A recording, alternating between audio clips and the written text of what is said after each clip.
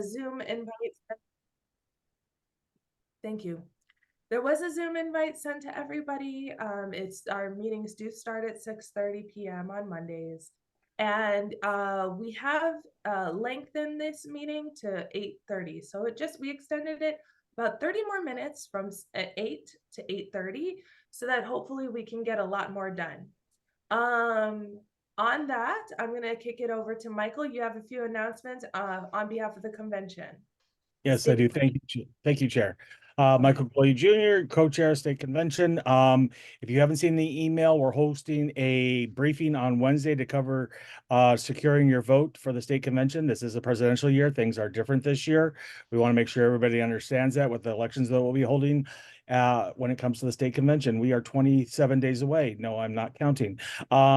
So if you I know you're all registered and you're all paid and you're all ready to go. So if you know of any of your fellow delegates that are not registered or not paid, they have until May 7th to do so. This Saturday, April 27th is the deadline to if you want to run for any of the party offices. If you want to run for a national delegate or a presidential elector, those deadlines are May 2nd. That's also the deadline for you to get in your voter pledge of support form, which we will be covering again on Wednesday. If you can't not make it on Wednesday, we understand, and we will post that video to the same channel that we're going to be posting this meeting later today. So, and that's all I have. You need to get a hold of the convention committee. Emails in the chat. It's 2024conv@hawaiidemocrats.org, and that's 2 minutes.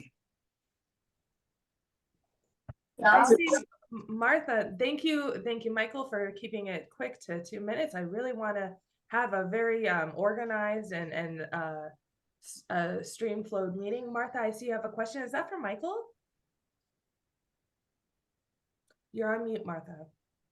Yes, there was going to be a quick question for Michael, which is, Michael, shall I send all my questions to the convention committee? Because I don't know how to get the forms you were mentioning for the SCC representative for a caucus, and I need that link. And I just went to the website. I couldn't find it listed. So should I just email you at the convention? Yes. Hawaii? Yes. Okay, then thank you very much. That's it. All right. We're gonna thank you, Michael. Thank you, Martha. We're gonna complete state convention business. We're gonna go into rules committee business. Friendly reminder, we did take a vote last week at the convening of our meeting. We have all unanimously agreed that we will be entertaining 2-minute discussions, and we will take it in. We will recognize 3 supporters and 3 members of this committee who would like to speak in opposition. Members, we have over 33 submissions of rules, and we are very tight on time. So let's be respectful of each other during our rules committee meeting. Please remember that this meeting is being recorded and will also be available on YouTube. So say things that you want to be remembered on the internet forever in perpetuity. And just remember that we do want a very proper and professional decorum in this committee. We're going to go ahead. I'm going to kick it over to Jimmy just to do a quick roll call. Jimmy, if you could. Thank you. Oh, sorry, Chair Bass, I don't have the committee list. Okay, Michael, why don't you do that?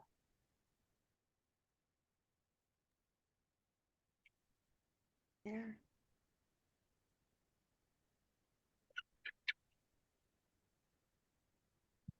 Okay, I will do that myself. Sorry, I was just pulling it up. I was on mute.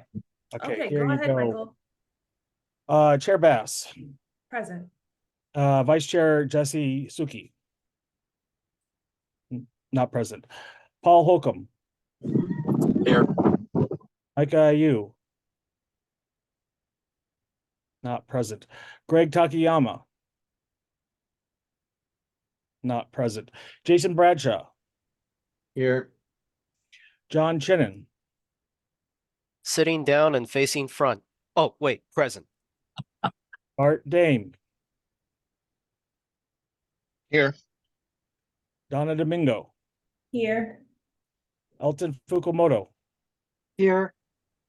Lindsay Garcia, Here. Mike Galoya Senior.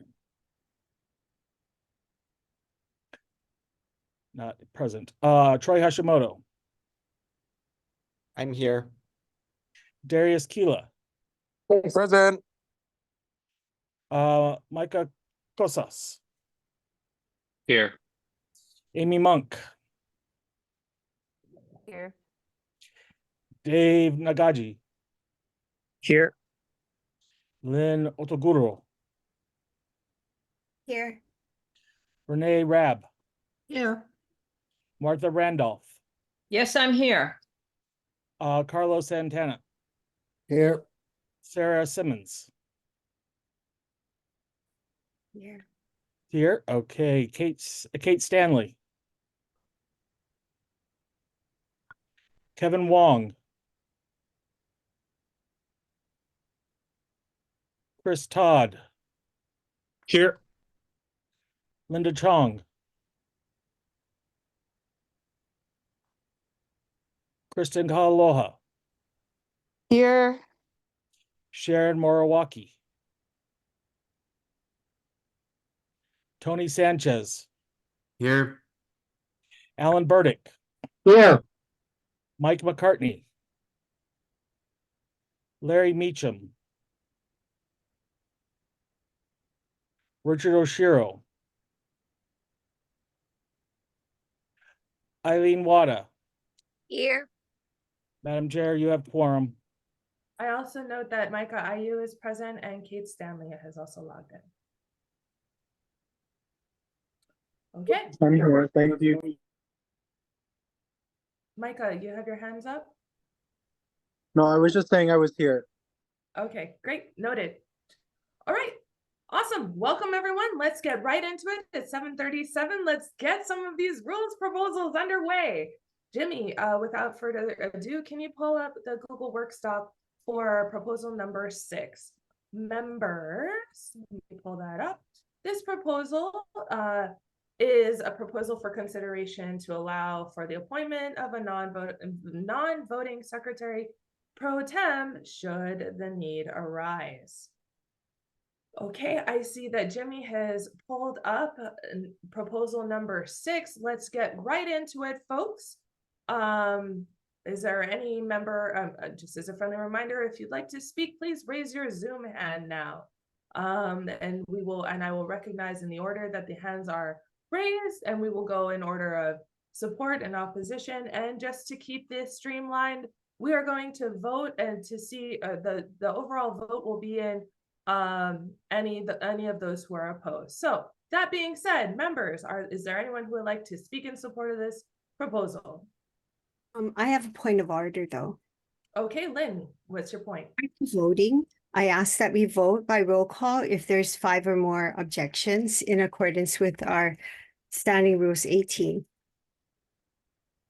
Bart Dane brought it up last time, asking for roll call vote when there was, rather than assuming that everybody else who's not objecting is approving of a motion, that we should do a roll call vote because some might be abstaining. I don't recall Bart bringing up a roll call vote. He wanted a more of an affirmative vote, is what my understanding is. Bart, you have your hand raised. Go ahead.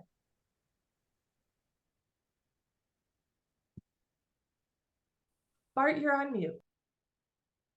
I was in that particular case asking for an affirmative vote rather than, it would have required a roll call vote for there to be an affirmative vote. It may be that we can fall somewhere in between, and we can allow upon request a call for an affirmative vote, or roll call vote. But I don't think it should be routine just because there are 5 people. Well, I according to our rules, that's what's called for. So that's why I just. Okay. Order. Okay.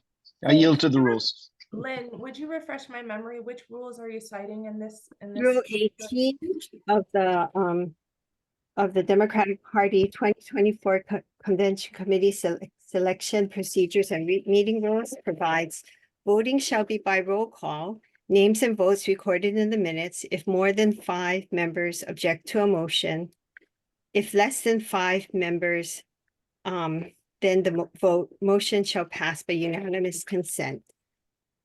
Also, Robert's rules aligns. Yep. Okay, no, I just wanted it for the record since this meeting is being recorded, so thank you so much.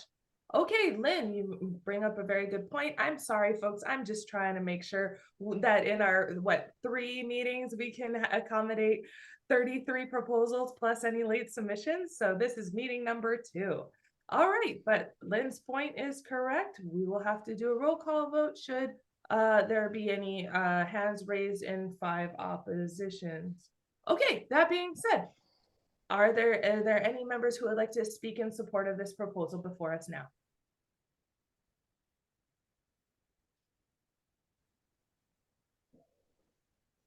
Alan, go ahead. Thank you. I'll speak in favor simply because no one else seems to be stepping up. This to me is a completely non-controversial proposal, and it says, put someone in as a non-voting interim member of the SCC for the purposes of taking minutes. It should not be controversial. I hope no one really objects to it. Thank you. Thank you, Alan. Is there anyone who would like to speak in opposition to the proposal before us? Raise your hand. I see Kate Stanley's hand is raised. Go ahead, Kate. Hi, can everybody hear me? Yes, we can. Go ahead. Okay, my objection is the same one I raised last meeting. I think that the party ought to take a pause, and do a thorough study between this convention and the next convention on the bylaws and the Constitution. Thank So you, I'm Kate. against.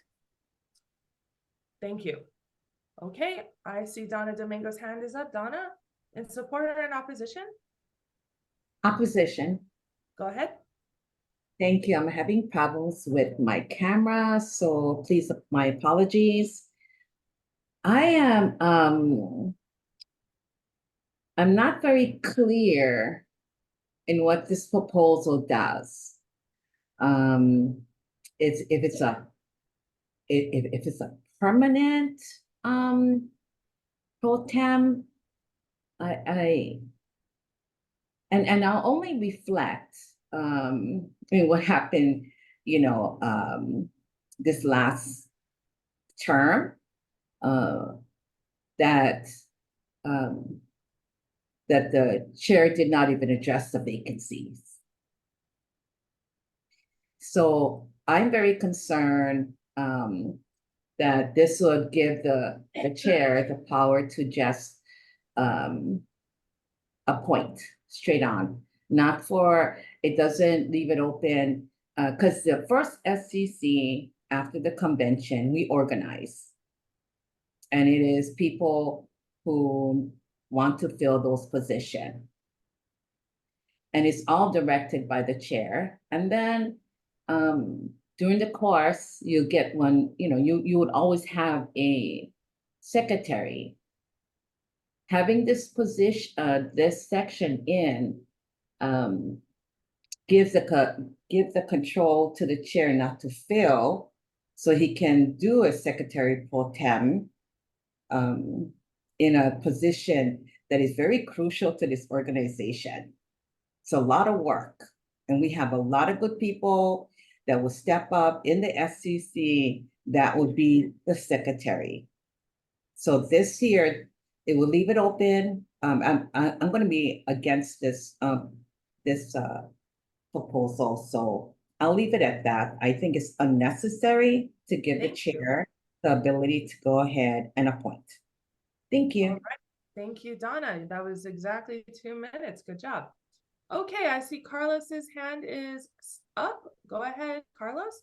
In support or in opposition? I speak in support. Go So ahead. what this is doing is giving the chair the ability to appoint a secretary pro tem for one meeting, just so that the secretary pro tem can record the minutes or the draft minutes of that meeting. This is not a permanent position to make them the secretary of the party. When you have a meeting, you have to have a presiding officer and you have to have a secretary. If you do not have a presiding officer or a chair, then you need somebody to preside. If you don't have a secretary, then you have a secretary pro tem. All they're gonna do is record the actions in the draft minutes. This doesn't make them the secretary of the party. So I kind of agree with Alan. This is non-controversial. You have to have a secretary in a meeting or else you cannot have the meeting. So I speak in support. Thank you. Thank you, Carlos. Kate, friendly reminder, please put your hand down. Are there any other members who would like to speak on this matter? I see Jesse has his hand up in support or opposition. Just a question. Okay. For the maker of the motion, I'm just curious why the chair may appoint a pro tem who does not need to be a member of the SEC. Doesn't it matter that the person is a member of the SEC?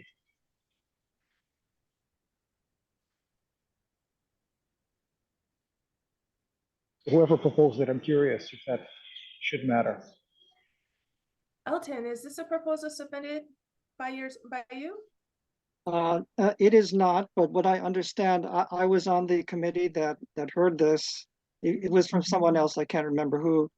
But the idea was, it was really hard at that point to find a secretary. And so if you needed to find a secretary who is not in the SEC, that's why that provision is there, so that you can look around more broadly and it doesn't have to be an SEC member. Thank you.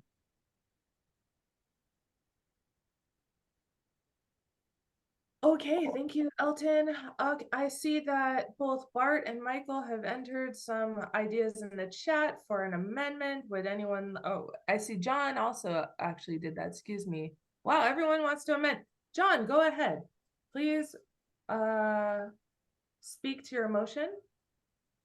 Okay, this is the language that I'm suggesting. Hopefully it allays some concerns. It's going to read, in the absence of a secretary or assistant secretary, the SCC chair may appoint a secretary pro tem who does not need to be a member of the State Central Committee for the duration of a meeting.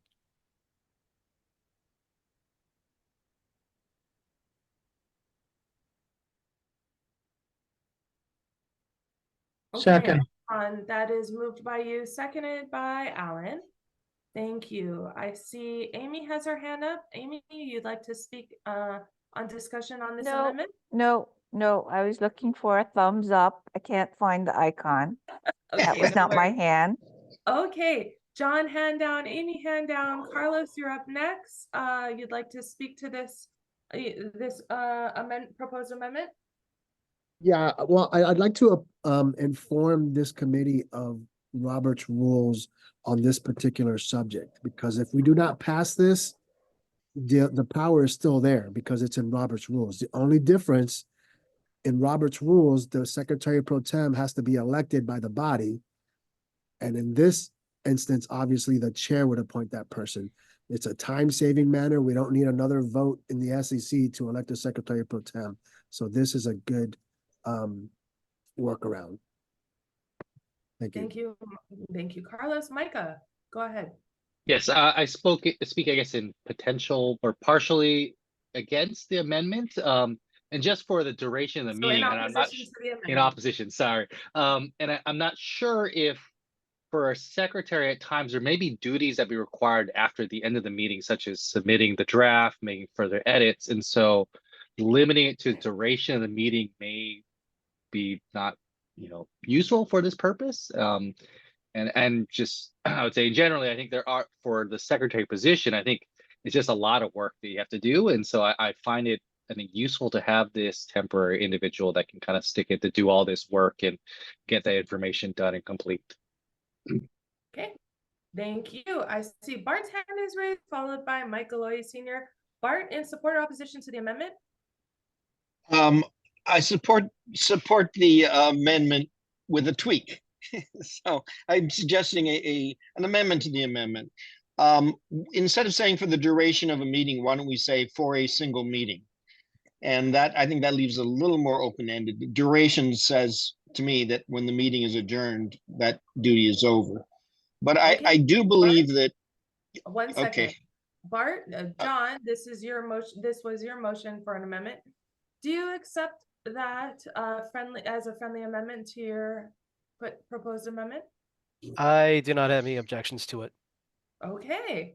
Alan, do you also concur? It's okay with me too. Wonderful. It's considered friendly. Please proceed, Bart. I do have concerns that a chair may decide, particularly if they're feeling under attack from the executive committee, may decide to leave the seat vacant and just have somebody do the functions without having another vote be added to the executive committee. So I think that if it's an emergency and if pro tem is really pro tempore and temporary, then the single meeting is a good thing. Conceivably, they could appoint someone again, but clearly this is against the intent. The intent is to get a permanent secretary. And I think this language allows that sort of flexibility. Great, thank you. And Mike. Oh, I just wanted to point out, it says in the absence of part of his amendment was a secretary or the assistant secretary, and that's not in there right now.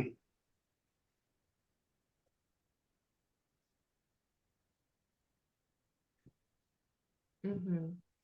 Right after secretary, his amendment said or an assistant secretary, which is right, because we didn't have either. Let me just double check that in the chat. Yes, Jimmy, would you make sure that John's original amendment says is included or an assistant secretary, comma. Thank you, Mike. Okay, all right. I think we've had some great discussion on this proposed amendment. Let's take it to a vote. If you oppose the amendment as proposed, please raise your Zoom hand now. Hey, quick question. The one amendment includes both of those? Yes. Okay, thank you. Okay, those are 3 in opposition to the amendment. Kate Stanley, Donna Domingo, Jesse Suki. All right. Thank you. The amendment passes. Now we're going to go back to the original or to the newly amended proposal number 6. I think we had some robust discussion, members. Let's go ahead and take that to a vote as well. Hands down. And if you oppose the proposal as amended, please raise your hand now.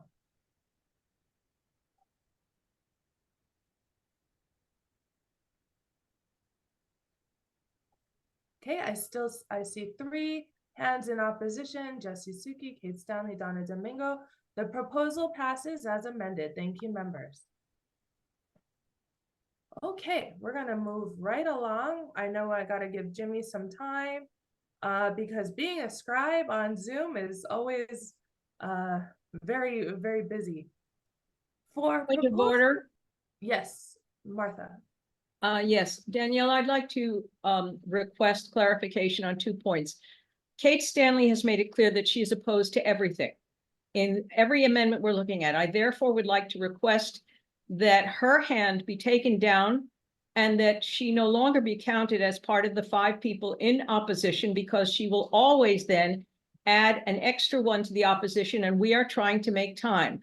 I understand her point of view. I respect her point of view, but in this case, it becomes obstructionist. If 5 other people who are prepared to vote yay or nay say that they want to vote nay, then we have an issue, as was raised previously, concerning how many people can say nay and who you have to ask if they want to be an absentia or they want to abstain or whatever. I don't know how to phrase that. I apologize for the lack of political language, but that's my proposition.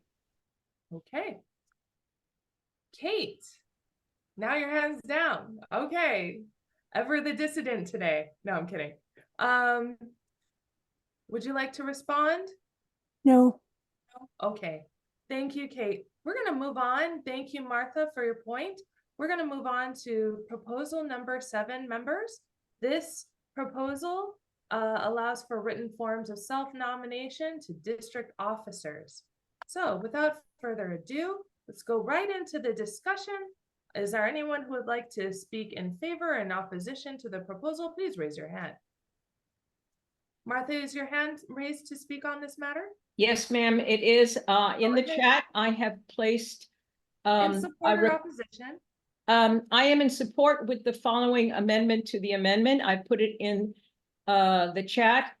In the phrase "in absentia self-nomination in writing at large," in writing for at-large positions only shall be allowed. As it stands, it is inviting any position for a district officer to be proposed in writing, even if they're not there.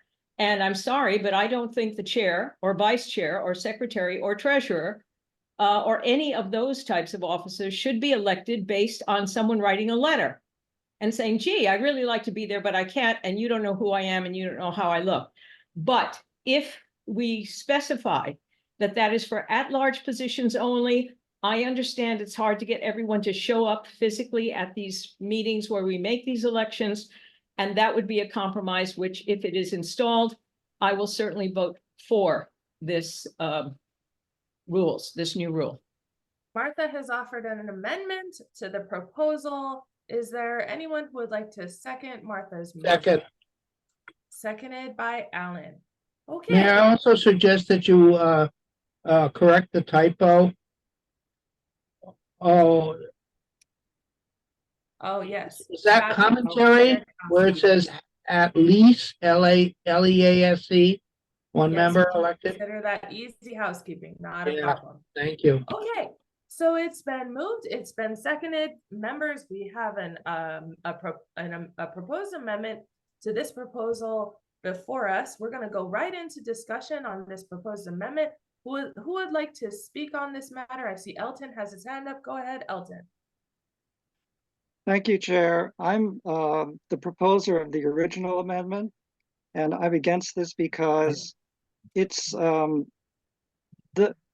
original amendment is consistent with another provision in the bylaws called the prior consent provision. And the prior consent provision, if I could read it, it's one page, one sentence. Any person who will be absent from their election meeting and is willing to serve an elected position shall submit their written consent for presentation at the meeting. That includes all offices that are being elected at this meeting. So this particular amendment is inconsistent with another part of the bylaws. Thank you. Thank you, Elton. I see Mike Galoy Sr.'s hand is up. Go ahead, Mike. Support or opposition? Yeah, it's in opposition. I agree with just what Elton said, plus the fact that as a district chair, I want people who can't be there, and there's many reasons, to run for anything for the district and be allowed. If people don't know them, they're not going to vote for them. If they do, they will vote for them. So anyway, that's it.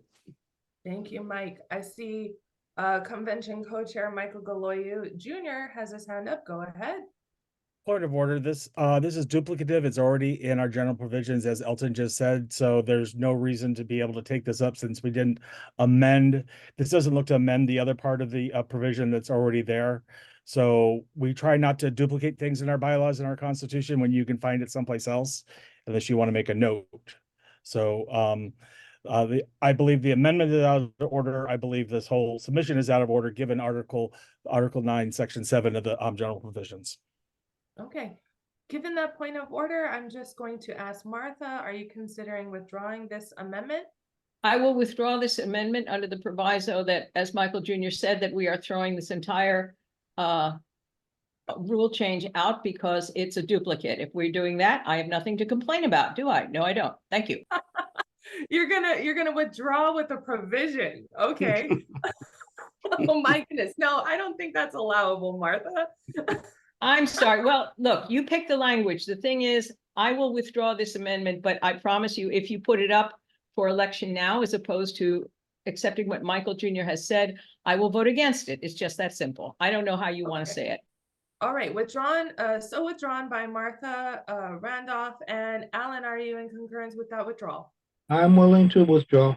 Yep. Okay. Thank you, members. We're going to remove Martha's amendment. We're going to go back into the original proposal. I see Elton, you have your hand up. You would like to speak on this proposal? Yes, if I could answer Michael's objection. I agree with him. I agree with him that it's duplicative, but this is the best place to put it. So even though this Have a does point of duplicate order, some, please. Who's raising a point? I don't see. This is Carlos. Carlos, what's your point? We just took off Martha's amendment because we were not gonna take up this proposal. If we're gonna take up this proposal, I think she's gonna want to put that amendment back, so I thought this was being That ruled out. wasn't no, it's not the discussion. She did try to provide a provision on her withdrawal, and I did not allow a provision on withdrawal, so it was withdrawn. We are back on the original proposal, and we will come to a vote on that. I thought it was said that this was out of order because it conflicts with another section, no? Yeah, did Michael Jr. say this was a duplicate and therefore out of order? My amendment was out of order and this proposal is out of order because it duplicates that which already exists. So can we get a ruling on that before we waste more time? Michael, would you please refresh would you please speak to your point of order, since there's some discussion on that? My point of order is that we don't duplicate things in our bylaws. We already have it in the general provisions and that this is not necessary. That was I spoke to Martha's amendment as well as the overall proposed amendment. So I raised my point of order. I raised my point again, that this is duplicative and we don't do it anywhere else. We shouldn't be, that she would not be the standard of starting duplicating things just because someone would like it here. And Elton, you did mention that this was also duplicative in agreement, correct? yes, it's duplicative, Okay. but the Okay. rule actually belongs here because this is where the biennial election meeting is described. And so if you have a rule back in the bylaws and the general provisions, which is kind of like the miscellaneous thing, people can't find it. So I didn't even know about this. I didn't Okay, know about the so prior consent you form. did agree that this is duplicative, right? So okay, it sounds like there is agreement that this is a duplicative rule being offered. But what I'm And the saying is point is that the correct. rule actually belongs here. So it's duplicative, but this is where the rule belongs. And there's another part of this. The second part of this eliminates something that is in conflict with the prior consent rule, which is that if you're from a small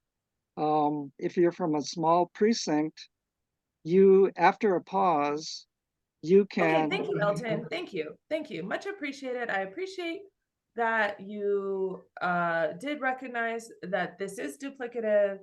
There was discussion that this is duplicative, and so point of order has been made. I'm going to rule in favor of that point. Okay. Chair, if I could. Yes. So I agreed that that rule is duplicative, but there are two amendments in this particular section, and the other amendment is not duplicative because what it does is it removes a conflict because it says that if you're from a small precinct, you must be present in order to run. And that's in conflict with the prior consent rule, which allows someone to have a written to nominate himself or herself through writing and not be present. So there's a conflict here. Yes, you can see it on screen. What's crossed out is present and. So as written, it requires a person from a small precinct to be there. And you don't want that because, number one, it's in conflict with the prior consent rule. And number two, it sends the wrong message for people who are in these small precincts that they're somehow second-class citizens. And unlike other people in other larger precincts, they have to be present instead of being allowed to just have a piece of writing that says that they can run. Thank you. Thank you, Elton. Okay, Michael, you have your hand up. I concur with Elton that about my point of order was about the first part of this, not the second part. So I concur with Elton. So you did the right thing, Chair, by agreeing with my point of order and that we can move, you should move forward with this because it does create that conflict. Okay, in the future, when points of orders are being made, let's be specific so that we avoid future confusion in this body. Okay, members, we are going to back to discussion. I want to close out on this so that hopefully we can get a vote going. I see Amy's hand is up. Go ahead, Amy.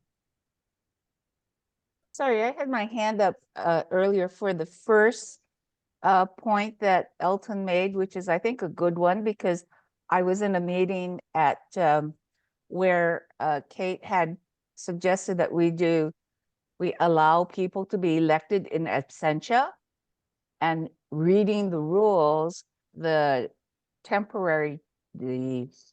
chair said, no, if you want to get elected, you have to show up. And I think it would be helpful if it was in this section, because people who aren't very familiar with the rules will make that mistake. Okay.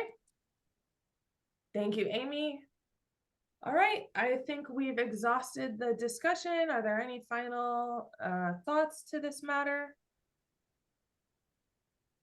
Please put your hand down, Amy. Okay, we're going to go into a vote. Seeing that no other members would like to discuss this matter, we're going to vote on this proposal as offered to this body. And if you oppose the proposal, please raise your hand.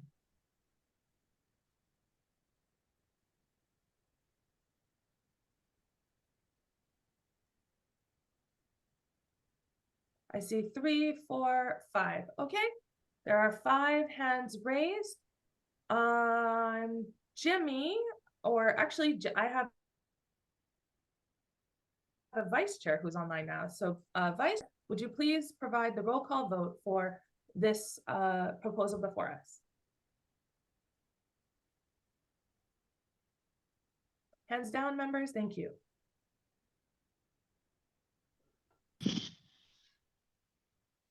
Sorry, Danielle, do we have the roll call form in the drive? Yes, I believe Michael uploaded it. It's in the committee members. I'm using it. It's your contact sheet, so everybody can see how the votes go. Contact list? Yes, and it's number 7. It's all ready to go, Jesse. So sorry, quick question again. Is the only thing we're doing is striking present and? Is that the only thing we're voting on right now? Yes. Okay, thank you. Madam Chair, I'm ready to go if you want me to do it. Go ahead, Michael. And then just as a friendly reminder, the chair goes last in a roll call. Yep. Thanks, Michael. Sure. Let's see. Okay. We're going to start at the bottom. Eileen Wada. Me, yes. Richard Oshiro. Not present. Larry Meacham. Pass. Mike McCartney. Mike's not here. Alan Burdick. Yes. Tony Sanchez. No. Sharon Morawaki. Not present. Christine Kahaloha. Yes. Linda Chong. Not here. Chris Todd. Yes. Kevin Wong. Yes. Kate Stanley. No. Sarah Simmons. No. Carlos Santana. Yes. Martha Randolph. No. Randolph. Renee Rabb. Yes. Lynn Otoguro. Yes. Dave Nagaji. Yes. Amy Monk. Yes. Darius Keela. Aye. Micah Kosasa. Yes. Troy Hashimoto, No. Mike Galoyu Sr., Yes. Lindsay Garcia, Yes. Elton Fukumoto, Yes. Donna Domingo, No. Bart Dane, Yes. John Chinnen, Yes. Jason Bradshaw, Yes. Greg Takayama, Micah Ayu, Yes. Paul Holcomb, Yes. Jesse Suki. No. Going back to Larry Meacham, I'm gonna abstain, thank you. Sharon Marawaki, one last try. Linda Chong, one last try. Greg Takayama, one last try. Madam Chair, Yes. you have 21 yeses, the motion passes. Okay, thank you, members. All right, we are chugging right along. We just completed proposal number 7. Jimmy is going to pull up proposal number 8, which inserts detail responsibilities for SCC members. All right. So without further ado, who would like to speak? And Martha, are you going to offer an amendment? No, I'm not. I'm going to speak against this. I'm pulling up, I've made copies of these.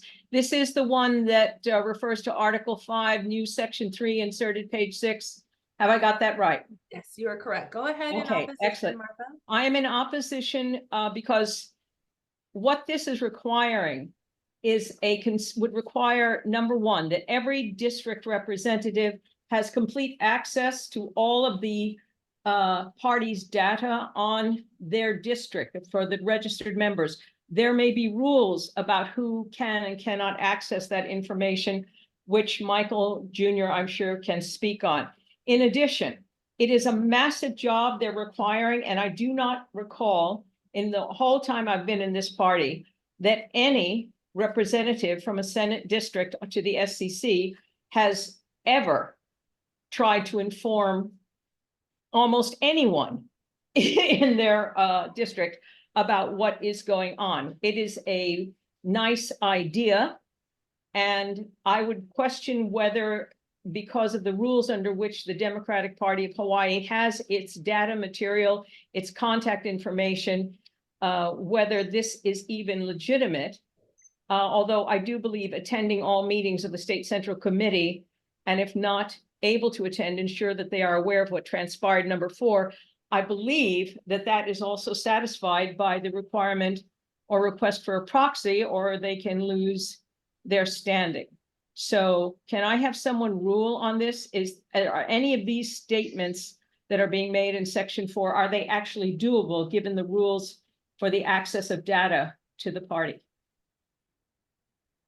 We're not going to rule on it. You have a question and the convention committee can answer that.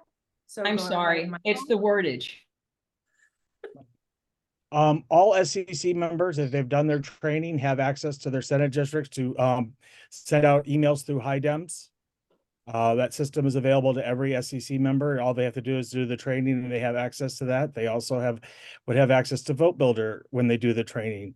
So everything in here, the way when I looked at it, is doable with the standing policies and provisions that are already in place at the state level.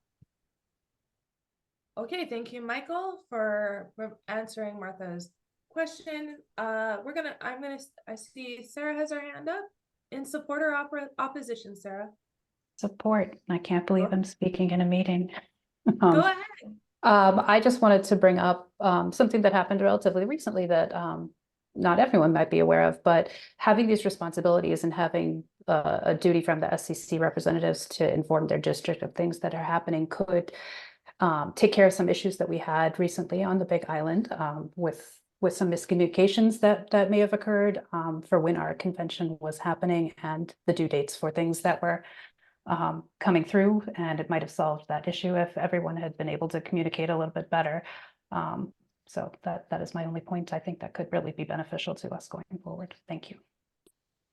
Sarah, Bart, in support or opposition? Yeah, I'm speaking in opposition. Go ahead. Okay. Parts of it just don't make sense. At the very end, for example, where it says you're supposed to attend a meeting of the House district in which you reside. Well, if you were representing a Senate district, and those of us who watch reapportionment or look at the maps, we're aware that by definition, a Senate district is much larger than a House district. And if you live in a small area of a House district, but most of your constituents live outside of that House district in the Senate district, then you're not going to be satisfying the need to communicate with them. But other than that, it's like with elected officials, if they want to get reelected, should probably make a good effort to reach out to their constituents. But if they don't do that, then it falls upon the constituents to be dissatisfied and to vote against them, rather than put this in the statute.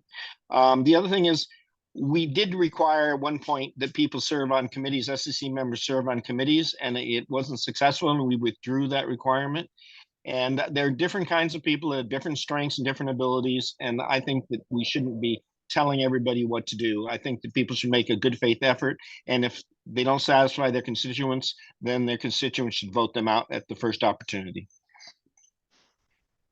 Thank you, Bart. I see Renee has your hand up. Is this in support or opposition? I'm not altogether sure myself. Okay. My question, I generally like the thrust of this, but my question is about item number A5, to the best of their ability, ensure their vote at the State Central Committee meetings reflects an informed decision of the party members they represent. I have no idea how they would do that. And that's it. That's all I've got to say. This is a bit of an unmeasurable phrase, isn't it? Okay, thank you for bringing that up, Renee. I see Elton has your hand up. Is it in support or opposition? Chair, I speak in support. Go ahead. There are a lot of rules here. It looks really scary, but the intent is excellent, because really the role of the SCC representative from the senatorial district is to inform their party members about what's happening at the SCC. And Chair, if you remember 2 years ago, we had a large initiative regarding the precinct clubs. And what we heard from a lot of members was, hey, nobody told us about it. We didn't know, and we're going to vote the whole package down because nobody told us. And my question is, well, whose fault is that? Because this was talked about in the SCC for perhaps a couple of years. They had 2 different committees, and it's really the responsibility of the SCC members to go back and say, hey, there's this really big thing coming down the pipeline, and if you're concerned about it, let me know. And this is something that needs to be done. The SCC members need to understand that this is one of their main functions. Thank you, Chair. Thank you, Elton. Okay, we're closing in. We had 2 in opposition and 2 in support. Mike Galoy Sr., what say you, in support or opposition? I'm in support. Okay, go Being ahead. on the SEC and finally going through the training and getting Vote Builder and using high dems, it's important. I send out a summary after every meeting to let the people know in our Senate district what's going on. And truthfully, if you don't put it in writing, people think, oh, I just get elected and go to meetings 4 times, 5 times a year and vote on things. They have more responsibilities than that, and this spells it out, and I think it should pass. Thank you. Okay.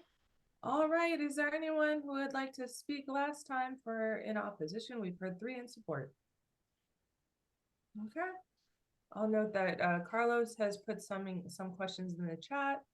So in terms of the enforceability of this. Here, seeing no other hands raised, let's go ahead and take this to a vote, members. If you oppose the proposal, please raise your hand. 1, 2, 3, 4, 5, 6, 7, 8, 9. Okay, that's 9 in opposition. So that means we're going right into 10 in opposition. We're going right into roll call vote. Back over to Michael to take the roll call. All right, I figured it out. This is Jesse, so I'll do the roll call. Do my Jesse, job. wonderful. Okay, Eileen Wada. Eileen. Richard. Oh, hi, Eileen. What's your vote? Sorry, I was mute. Yes. Yes. Okay. Richard Oshiro. Larry Beecham. Mike McCartney. Alan Burdick. No. Tony Sanchez. Sharon Morawaki. No, sorry. Oh, was that Tony Sanchez? Zero? No? Okay. Yeah, it's a no. Sharon Morawaki. Kristen Kahalua. No. Linda Chong. Is absent for tonight's meeting, so we don't need to keep calling her name. Chris Todd. No. Yvonne Wong. No. Kate Stanley. No. Sarah Simmons. Yes. Carlos Santana. Abstain. Martha Randolph. No. Renee Rabb.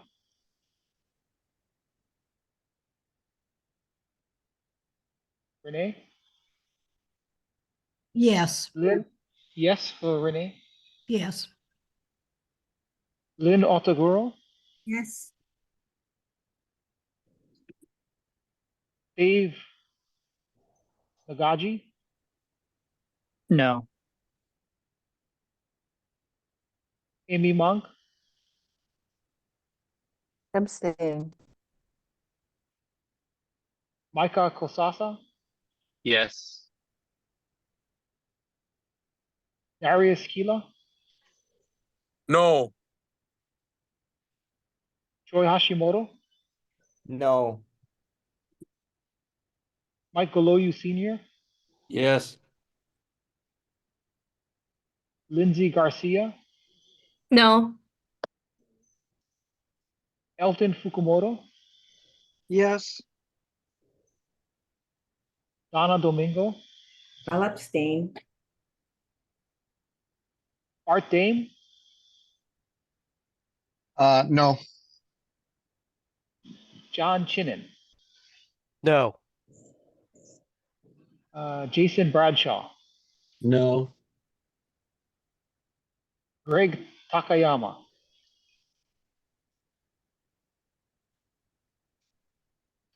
Micah Ayu.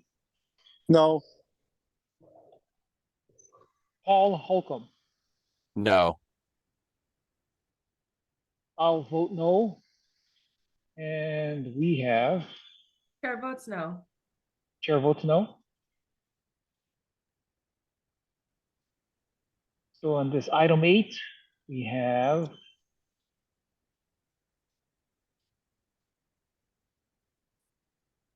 seven yeses, so the vote fails.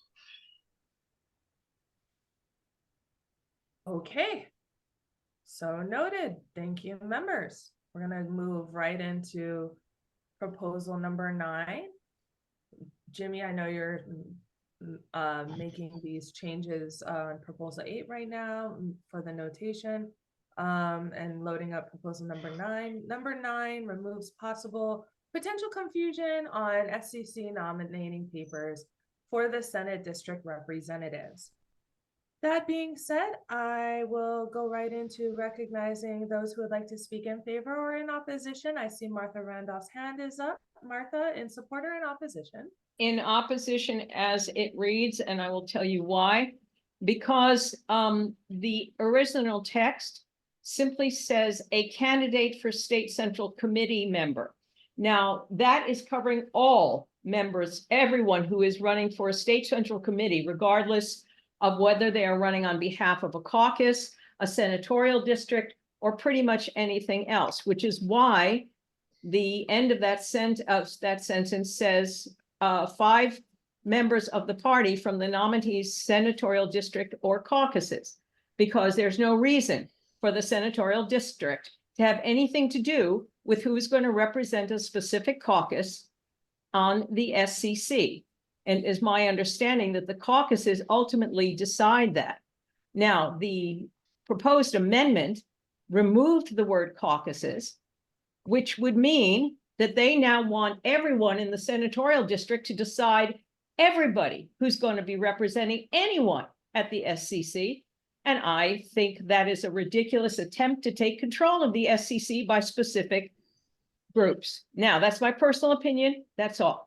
Now, if they want to consider an amendment, I have put something in the chat where specifically the amendment would simply add a candidate for state central committee, the Senate district representative shall be signed by no less than 5 certified members of the party from the nominee's senatorial district.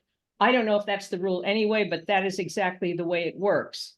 And that is something they consider. Otherwise, the way it stands now, it would ruin the ability of caucuses to independently select who they want to represent their issues on the SCC.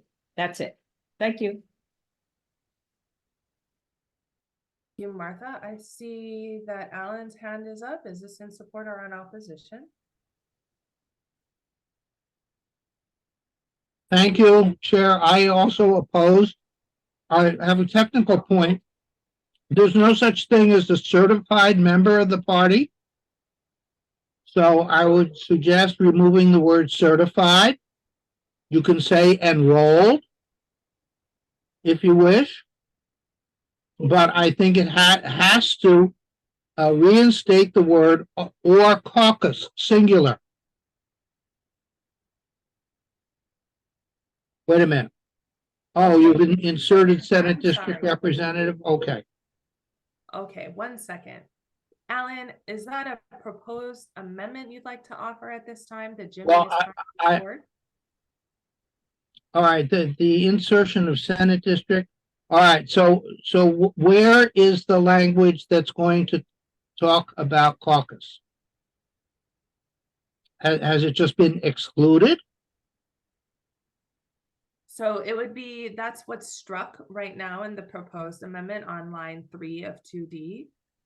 You would just unstrike that if you want to keep that language in the current bylaws. So there would be no rule at all as to how many nominees, nomination signatures would be required for a caucus nomination?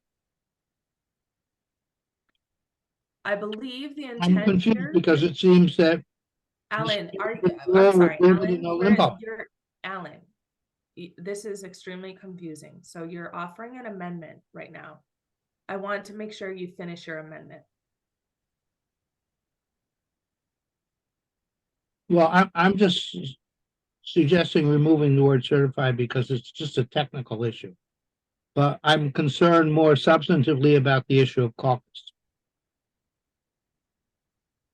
Are you going to finish your, is your amendment to remove the word certified at this point? Well, that's a separate technical thing, non-substantive. But I'm asking substantively about caucuses. What's happening? Noted. Okay, Alan, thank you. I see Bart, you have your hand up next. Go ahead and offer or speak to your motion. And if you have, I believe you put something in the chat. I haven't read it just yet, but if you want to help Alan with this amendment. I don't know if I'm helping Martha or Alan, but I'm suggesting that maybe using parallel language, that we have 2D that says nomination paper of a candidate for State Central Committee Senate District.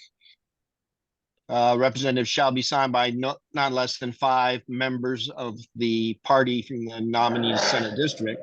And then have a 2E perhaps. This is nomination paper for a candidate for a caucus to represent a caucus shall be signed by not less than 5 members of the caucus.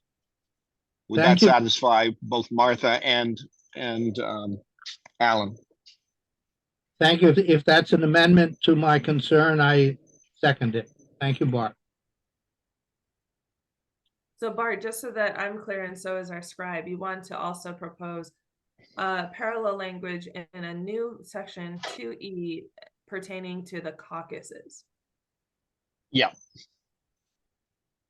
Okay. Why is the current language in the bylaws not sufficient to say senatorial district or caucuses? Because I think people were complaining there was confusion that people who were members of a caucus but not living in the Senate district were confused by this and were signing nomination papers. And so in order to reduce the confusion in that, they decided to try to make this one change. But as Alan pointed out, it omitted the language for the caucuses. So I see. Okay. that's my understanding. All right. That is your proposed amendment. Is there a second to Bart's Chair, as the introducer of this, I think there's multiple amendments on the floor. Could I talk about it before? Because no, there's only one amendment. I'm sorry, Kevin. Okay. You can talk about it. Sorry, we're in the middle of a motion for an amendment. There's only one amendment being discussed. Is there a second to this amendment? Second. Seconded by Paul Holcomb. Okay, so let's go ahead. I want to make sure we're clear and let Jimmy go ahead and provide that amendment before us all so that we can be on the same page. So go ahead, Jimmy, put in the 2E. Sorry, Chair.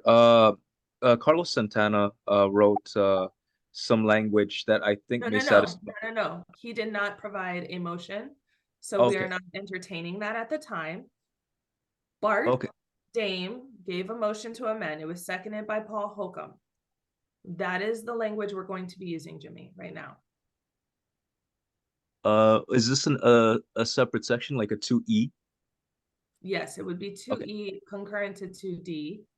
And Bart, go ahead and provide it in the chat to help Jimmy.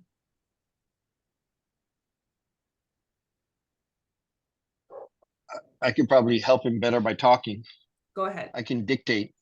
Show me. Okay.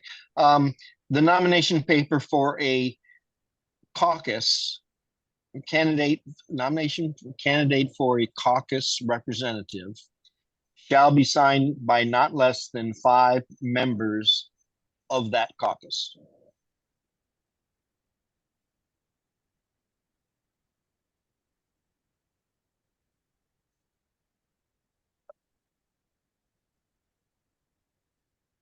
Period. There we go. And then add a T to no, so it says not less. Okay, Bart, that is the amendment you proposed, correct? As written? Correct. All right, folks. I know everyone's eager and has a lot of ideas here. So we have an amendment proposed to this body. It was seconded. It's now before us. We're in discussion on that amendment as shown. Kevin, your hand is up. Go ahead. Are you speaking in favor or in opposition to the amendment to the proposal? Just a comment. Basically, the reason Is this it's just a comment because it seems like there was a question, or sorry, an answer to a question as to why this was drafted as the introducer. So the way I have an understanding of this is that the caucuses are entitled to create their own rules as far as their election process. So the way that this is written implies that Senate district members can get signatures from their Senate district or their caucus. So I don't believe that that's what the intent was. I'm hoping this is just clarifying language. So as far as these amendments go, anything to clarify that, I would be supportive of. But just that was the issue, is that it seems this part is in addition to whatever the caucuses have in their own bylaws. So just to ensure there's not some type of conflict, we should remove the caucus language. Okay, thank you so much, Kevin, for your comment.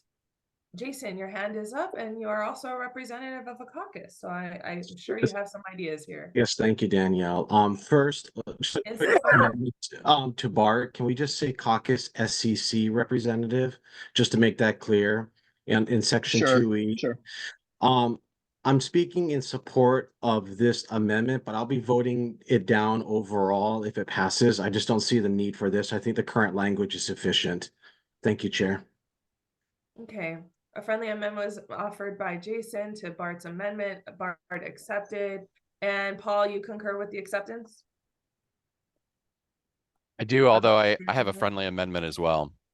Oh, wow, we're just being super friendly tonight. Go ahead, Paul. Basically, I believe the intent was to ensure that the caucus representatives were also a member of the party. So I wonder if the member of the party language should be part of that 2E as well. Although I think it's somewhat redundant in both sections, but it probably should match.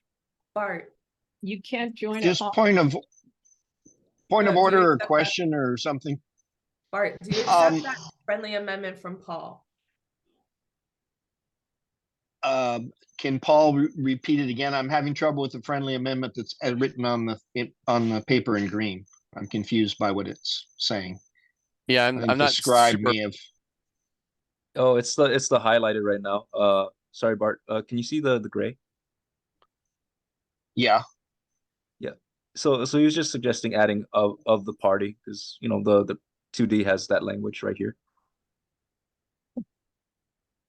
Correct. Just to So keep it the in sentence same doesn't form. make the sentence does not make sense from that point onward.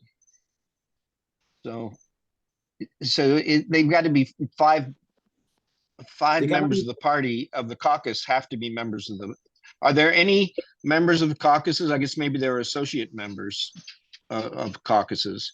Can a caucus have a member who's not a member of the party? A member of the party must, the caucus can only have a member of the party who has gone to the Hawaiian Democratic Party website and registered to be a member of the caucus, which they cannot do if they're not a registered member of the party.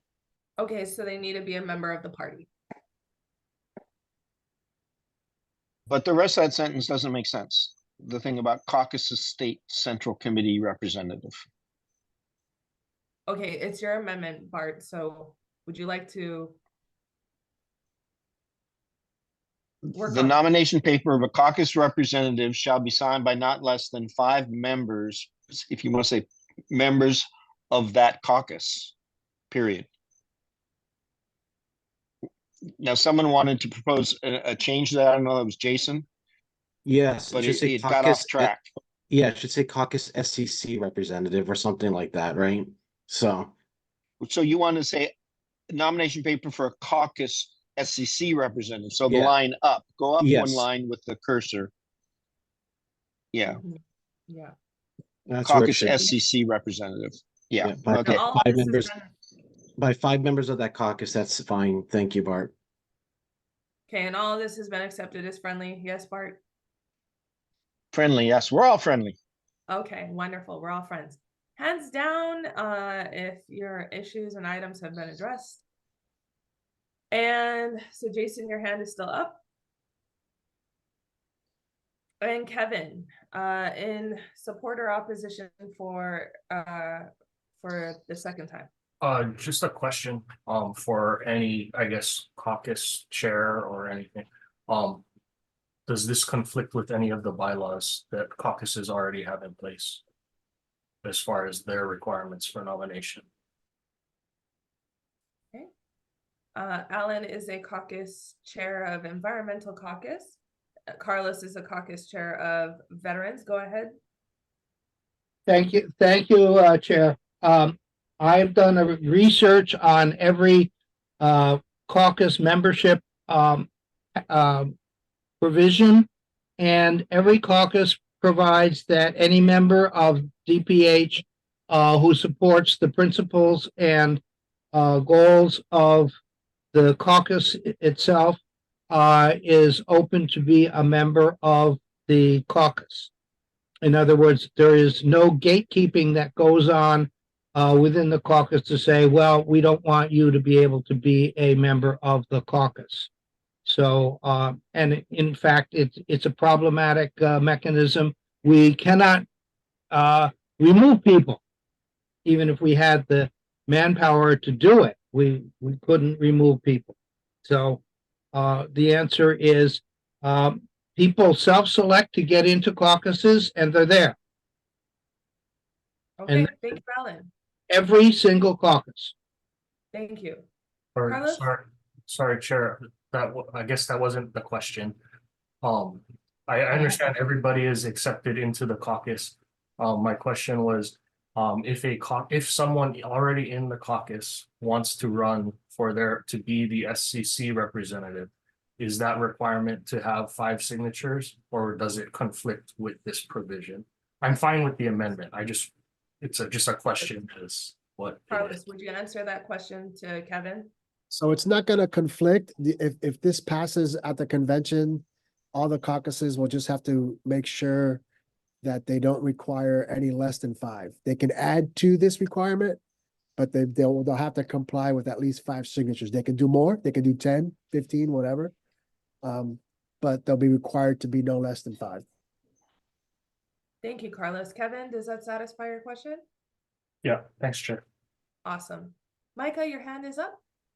Yes, I just have a friendly amendment just to perfectly parallel the previous section. I'm dropping it into the chat, the writing. So I'm just trying to use the exact same language of 2D, but with caucus instead used. I think it has the same purpose as what we have now. Bart, take a look. I like Micah, so I'll go along and consider it friendly. All right, and Paul, you good with that? Just to make sure the seconder is also in an affirmation. Paul, yes? Yes, sorry, still looks good. Fantastic. Okay. All right, Jimmy, could you copy Micah's amendment in the chat and replace the current language in 2E as before us?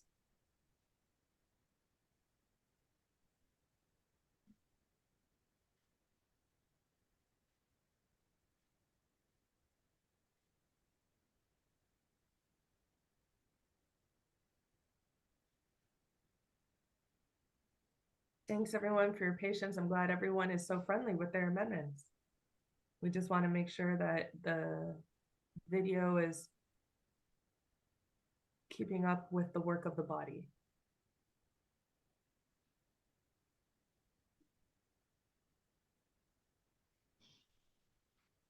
Okay. All right, Alan, I see that your hand is up. Yeah, Chair, I have a question.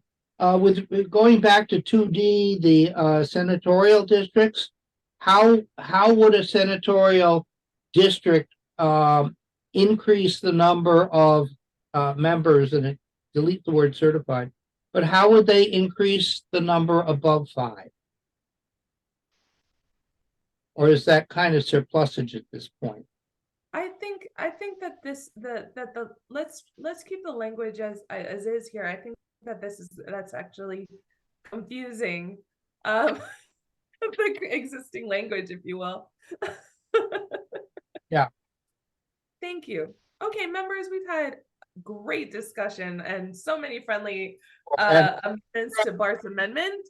And so let's go ahead and take it to a vote. If you are opposed to the amendment offered by Bart, which is shown in green, please raise your hand now. Your Zoom hand. I'm sorry, Chair, that's support. We're raising our hands in support. In opposition. In opposition, thank you. Alan, lower your hand. Raise your Zoom hand if you oppose. Lowered my hand. Seeing one, this amendment passes. Members, we're going to go back to the original proposal as amended by what we just voted on. We're going to vote on this a second time. If you oppose this proposal as amended, please raise your hand, your Zoom hand now.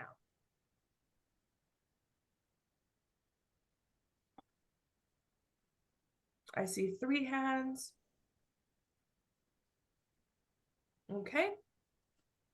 3 opposed, Jason Bradshaw, Michael Are You Sr., and Kate Stanley. This proposal passes as amended. Thank you, members. Okay, we're going to move on to proposal number 10, which, and I know Jimmy's just keeping us updated. Proposal number 10 gives flexibility on the scheduling of a meeting to hear challenges to the biennial election results. Members, as a friendly reminder, it is 7:46. Our meeting will be complete tonight at 8:30. So let's just keep chugging along to try to get the work of this body going through. So we have proposal 10 before you. If anyone would like to speak to this proposal, please raise your hand. Michael, you have your hand up in support or opposition. In support. Go ahead. This came about from what we had to do this past year, a few weeks ago, and when we realized that forcing all the districts to have another meeting on the same day at the was just not possible. This gives a flexibility to the district chairs to pick a day. It moves it up a week, actually, because we really want to be able to get people to get to work on their county conventions as well as the state convention. And then the First Amendment actually puts it in alignment with everything else that was not caught in 2022 when we changed it for 45 days to a week period. And so we just moved it up. So yeah, so it gives the flexibility to the district chairs, and we shouldn't, what takes us almost a year to plan, we're forcing district chairs to do in 4 weeks. So this gives them time to figure it out and find the locations. Thank you, Michael. Any other discussion to this? Renee, go ahead, in support or in opposition. I'm in support. This would really have helped us a lot this last year if we had had this flexibility. Great. Okay. Any other members of the Rules Committee would like to speak on this proposal? Okay, hearing none, let's go to a vote. Please raise your hand, your Zoom hand, if you oppose the proposal as shown before you.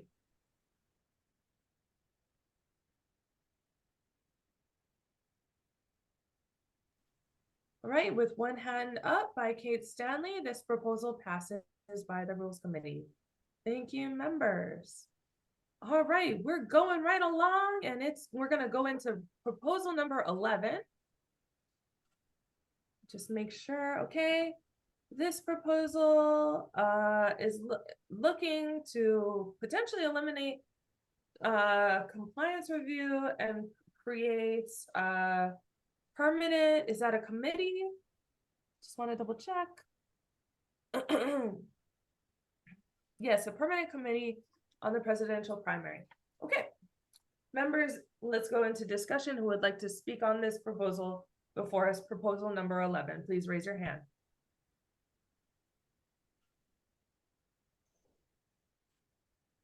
Michael. We already pay professionals for our compliance review. It's very clear from what happened this last year that we definitely need a permanent party-run presidential primary committee to be able to work for 4 years to do everything that needs to be done, from fundraising to planning to looking at what happened at the last one. So this would be able to provide us that I know there are those that are looking towards the state to do it, but until that happens, we need to be prepared as Democrats to be able to fundraise and put all our ducks in the line until that actually happens. So that is the reason this was brought forward. Thank you, Michael. Bart, go ahead. In support or opposition? I have some questions. So it's an inquiry. Two things seem to be done here. One is the argument that the Compliance Review Committee is not necessary. And then the other one is creating a new standing committee on the PPP. Now, I could support in a sense, maybe they should be separate proposals. But I could support having a permanent PPP for the reasons that Michael has suggested. I would like to hear, and maybe Larry Meacham is the best one qualified in this meeting, to hear about whether the compliance review should simply be, exported to, outsourced to a private entity, or whether there's a need to actually have people who are officers of the party also involved in the compliance review. Larry, can you speak to that? Thank you, Bart. Chair recognizes Larry to answer the question. I would just say it already has been. Could you elaborate? Can you give a little better answer? Well, when I came on, I found that they were doing 99% of that already. And, I respect the members of the Compliance Committee, but the Compliance Committee seemed to be superfluous to all the work that CCA is doing.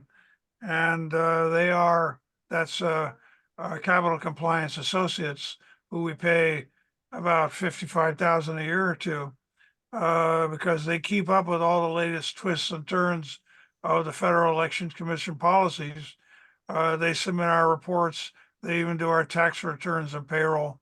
So I think it already has been outsourced functionally. Sorry, Larry, just so that I'm clear for the record, are you in support or opposition of this? I couldn't hear you, Danielle. Sorry, just so I don't recall if you said if you were in support or in opposition. Oh, well, I think I would support this, yes. Okay, thank you. Wow, we got a lot of hands raised. I see Carlos, go ahead. In support or opposition? Well, I think it's gonna be both because it's two separate sections. I'm opposed to eliminating the compliance review because I think even though we're paying a third party, that does not relieve us of our responsibility to make sure that we are in compliance. Yes, we're paying somebody to help us do that, but we are the ones responsible, and the SEC is responsible for that. So we can't just hand it off and assume that it's done correctly. I am in support of having a PPP committee because yes, that is a lot of work and needs more time for organization. Thank you. Okay, thank you. Alan, you're up next. In support or opposition? More in the nature of an inquiry. Was it not the Compliance Review Committee that filled in when our past unlamented chair summarily fired the executive director to stand in and make sure that monthly reports were made to ensure that we were not in violation of law? No, Was some other committee? no, Larry would. it was just me. It was just me and CCA for about 4 or 5 months there. Okay, all right. Pretty scary. Yeah, I know, and Okay. I wouldn't want to lose that safety net. Thank you. Okay, thank you. I see Donna has her hand up, and I think she has a lot of answers to some of these questions too. In support or in opposition, Donna? I'm in support. Okay. And for this, in the course of compliance, this came to the party back in a couple of years back in 2016 when we were in a very bad place because we were not, there was no rules that was followed. So the best thing to do, and the SEC then went out and outsourced. and we pay them every month. And so, what Larry says is correct. It's a very scary situation. So, when I came on as interim acting chair, I was in godsend when we could still pay that bill. And Larry continued to pay that. Because it's all about compliance. Everything we go through, Larry did all the reports for that time until we could bring on an administrator. So in the sense of, and the reason why I'm in favor, there's already so much committees, it's heavy lifting. And we have to actually beg people to come and sit in these committees throughout the 2 years. So when I looked at it, I said, that makes sense, because now that I'm vice chair, let me tell you, I oversee the committees. It's multitude of issues, no quorum, no this and that. So I think if we isolate it, I mean, tit for tat, that's great. But the party-run presidential committee, I think it's important to start doing the conversation and what we have to address. So I'm in support. Thank you. Thank you. Just in time for 2 minutes too. Okay, members, that was 3 in support and 2 questions. No one, I don't recall of anyone speaking in opposition. Micah, you have your hand up. Are you in opposition? I'm in opposition. Go ahead. Speaking opposition, echoing Carlos's statement though earlier, that I do agree that the party-run presidential primary section is fine to be added, but I do disagree with the removal of the compliance review. I understand that we are outsourcing portions of our compliance program, and I think that's a good step.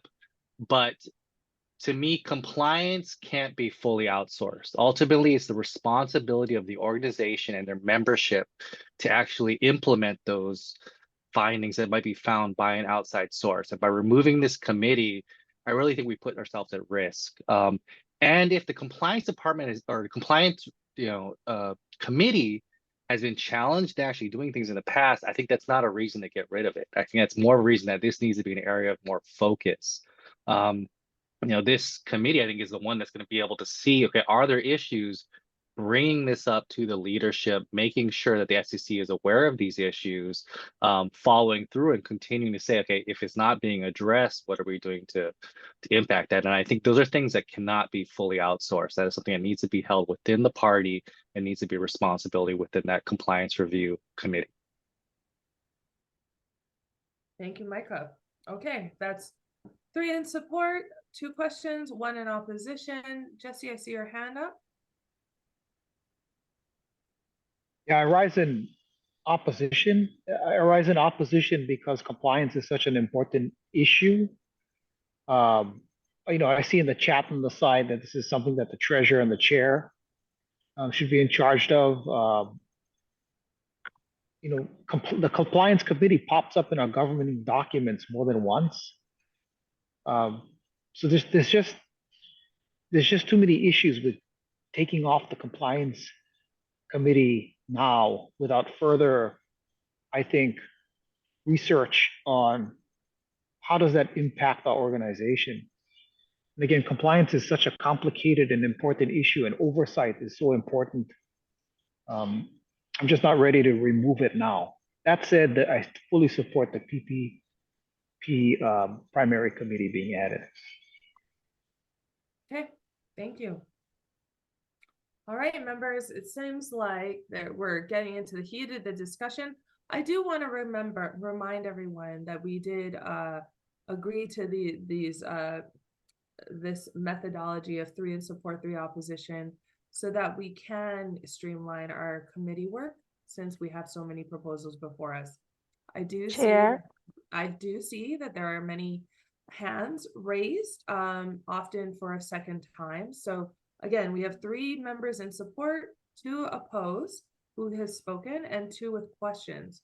Is there anyone who would like to speak in opposition? Chair, I have a motion. This is Carlos. Go ahead with your motion. I move to separate these two issues into two separate votes. I second it. This is Amy. Okay, thank you, Carlos and Amy. Okay, so let's go up to the first, I'm sorry, to the first.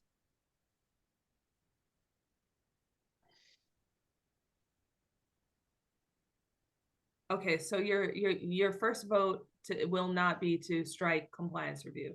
That is your first motion would be to separate compliance review from the PPP. Sorry, I'm trying to follow along here. That's correct. Okay, all right. So moved and seconded. Any discussion to that? Hearing none. Okay. So it has been moved and seconded to separate, and on the issue of compliance review being struck, we will entertain that. Let's just shorten this to 2 in support, 2 in opposition, just since we've already had this conversation. Would anyone like to discuss further striking compliance review from the bylaws? Point of order, Chair. Just to clarify, I'm gonna call this first separate part 11.1 and the second 11.2 for the record. Are you scribing? No, just for voting. Okay, all right. Jimmy, can you coordinate with Jesse on that? Thank you, Jesse. Carlos, you'd like to speak to 11.1 compliance review. Yeah, just real quick, I'm gonna urge members not to speak after me because we've already had this discussion and we can just move to a vote. Thank you. All right, any further discussion? Seeing and hearing none, let's go ahead and vote on striking compliance review. If you oppose striking the compliance review language from the bylaws, from the bylaws and the Constitution, please raise your Zoom hand now.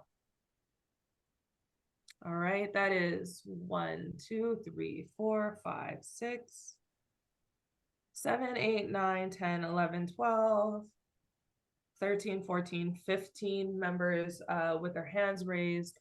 We will go 15, 16, 17. Great, 17, we're gonna go into a roll call vote. Without further ado, Jesse. Okay, we're calling this 11.1 separated. Eileen Wada. Can you clarify what people are voting yes when they vote yes? Sure thing. What they're We're voting voting on Jimmy. If you can scroll down, Jimmy. Okay, we are voting on. Oh, just a little more up. Thank you. A little more up. Thank you. Little more. Perfect. We are voting on striking compliance review from the bylaws as highlighted by our scribe, and we're also voting on striking compliance review from the Constitution. That is what we're voting on right now. Okay. We're in the middle of a vote. Eileen Wada.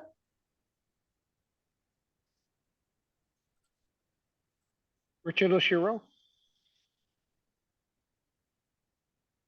Larry Beecham. No. Mike McCartney. Mike's not here. Alan Burdick. No, I oppose striking. Tony Sanchez.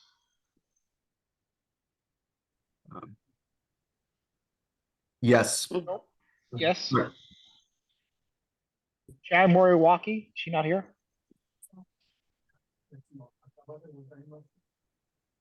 Kristen Kahaloa. Yes. Linda Chong. Not present. Chris Todd. No. Kevin Wong. No. Kate Stanley. Abstain.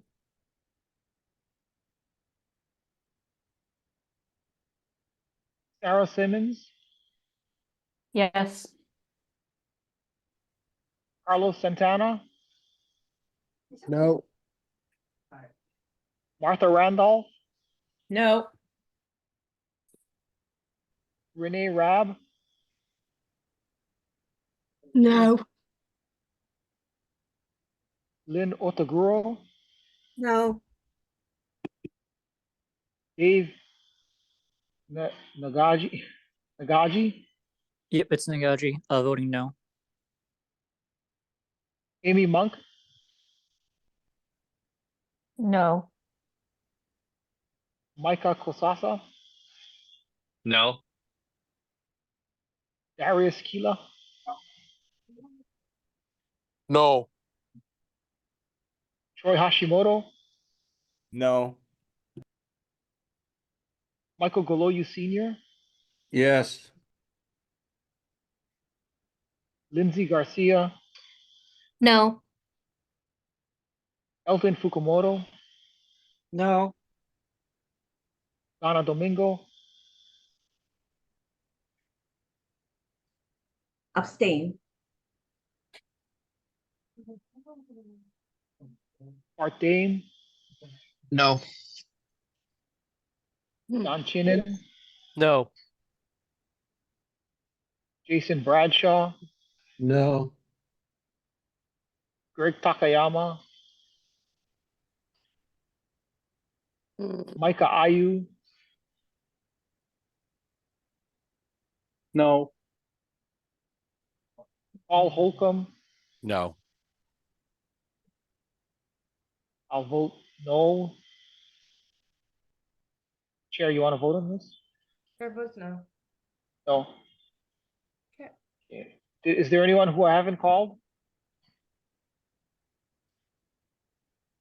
Okay, we have 4 yeses, 22 noes, and 2 abstentions. The motion fails. Okay, so we're keeping in compliance review in the party constitution and in the party bylaws. So that was the first motion. We're gonna go to the second motion. Jimmy, if you can scroll down. New language in terms of the party run presidential primary. Members, if you please raise your hand, your Zoom hand, if you oppose this second motion, or sorry, it was a motion to split. So excuse me. If you oppose this language as written, please raise your Zoom hand.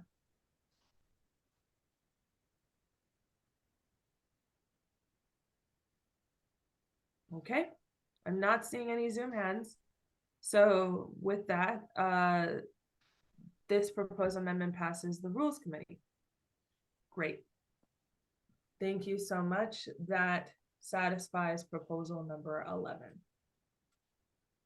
Point 2. Well, yes, 11.1 and point 2, yes. The whole thing has been addressed. There's a typo on the second line. Should say the party run. Great. That kind of stuff, that's housekeeping that we're gonna clean after all the proposals go through or pass or fail. We'll do a housekeeping look, don't you worry. Okay, great. It's 8:08. Okay, that's a good number for us in Hawaii.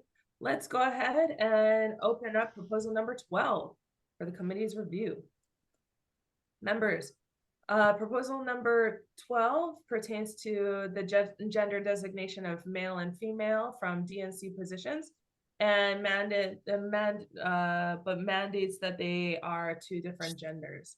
So without further ado, let's go into discussion. I see, oh, Michael Galoya has his hand up. No, oh, what a surprise. Go ahead, Michael. We were notified in the fall that the DNC is going to national committee members. And so this puts us in compliance when it comes to that. So, and this also puts us in, now everything is concurrent with our SCC members as well as our national committee members. Okay. That's all it does. Thank you. Any other discussion in terms of this proposal before us? Please raise your hand. Bart, go ahead. I think this is a good step forward, and as the outgoing national committee man, I think this is perfectly fine. I think it's progress. Great. Thank you, Michael. Thank you, gentlemen. Any other discussion for proposal number 12? All right, seeing and hearing none, if you oppose proposal number 12, please raise your Zoom hand now. Seeing one in opposition, this proposal passes the Rules Committee. Okay, that was wonderfully quick. Let's move on to proposal number 13. Proposal number 13 pertains to the removal of an officer for cause from holding a high party office for 4 years. Excuse me, members. Okay, let's get right on into discussion. I have a feeling this might go long. So Martha, please go ahead. In support or in opposition? Committee members, I wrote a question to Danielle and Michael earlier about this because I have proposed a change in number 20 on your list, which seemed to me to be very close and similar. They are different in that mine specifically speaks to the party chair or a party chair who's been removed for cause, whereas this speaks to pretty much everything else. I would like to suggest the possibility that if we amend the amendment just by adding one more sentence after what is currently written, which would include my specifics for party chair, then this can go ahead and you can remove even discussing number 20, I think. Although Michael indicated that he felt it was different enough to be discussed, and it is based on bylaws, not the Constitution, Article 1, but bylaws, Article 5. So I would like to put this forth first to Michael and Danielle. Do you really want to consider these separately, or can I go ahead and propose an amendment to this amendment that would eliminate the need to vote on number 20? Sorry about that, Martha. I did not get to see that email, so my apologies there. If you are proposing an amendment, please go ahead. Okay, I have put the amendment in the chat. I'm going to.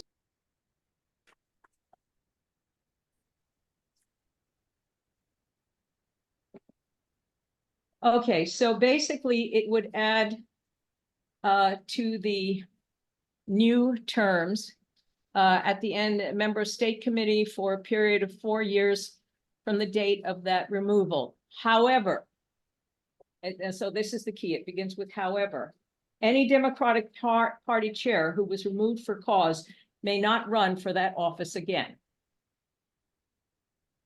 Okay. And there's no time limit on that. Okay. Now, if that issue is contentious to the rest of the people, then we will deal with it later. Okay? Thank you. Martha? Okay, great. You offered an amendment. Is there a second to your amendment? Second. Seconded by Alan.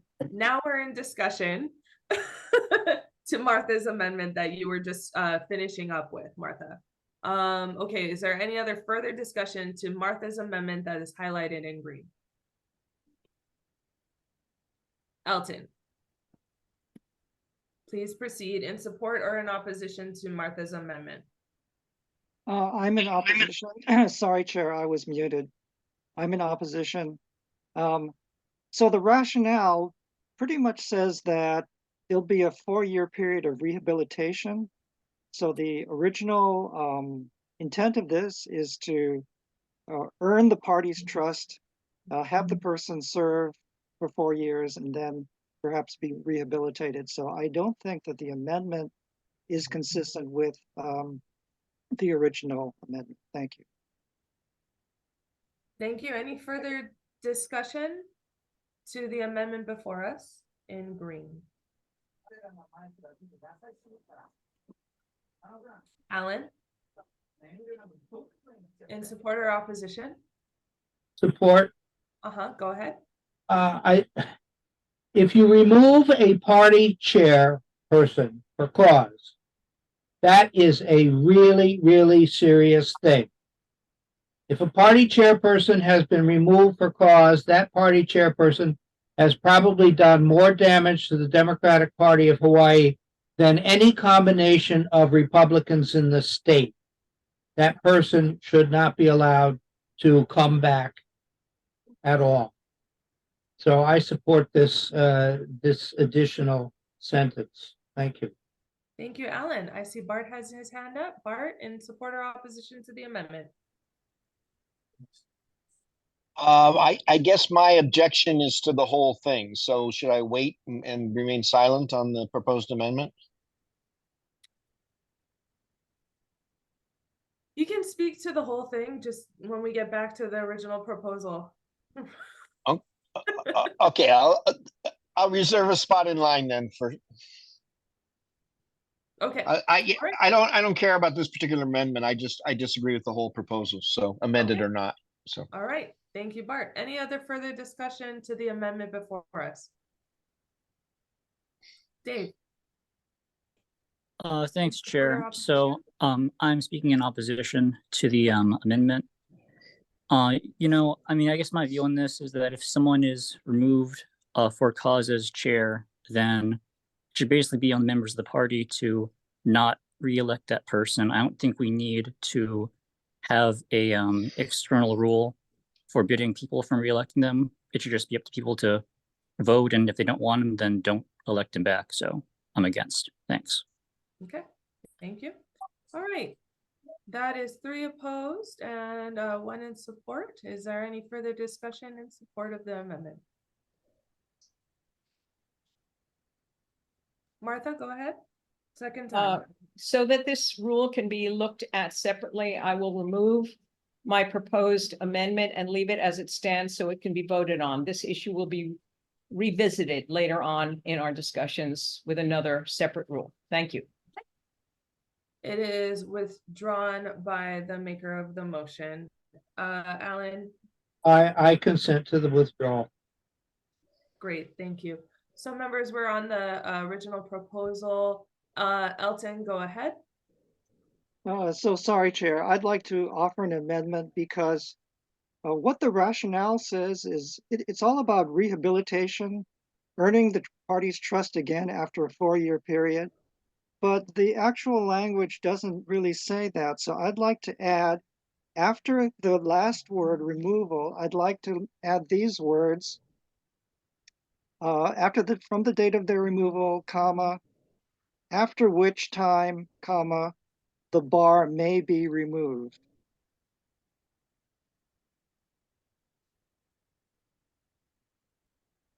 Okay, Elton has offered an amendment. Is there a second to Elton's motion? Second.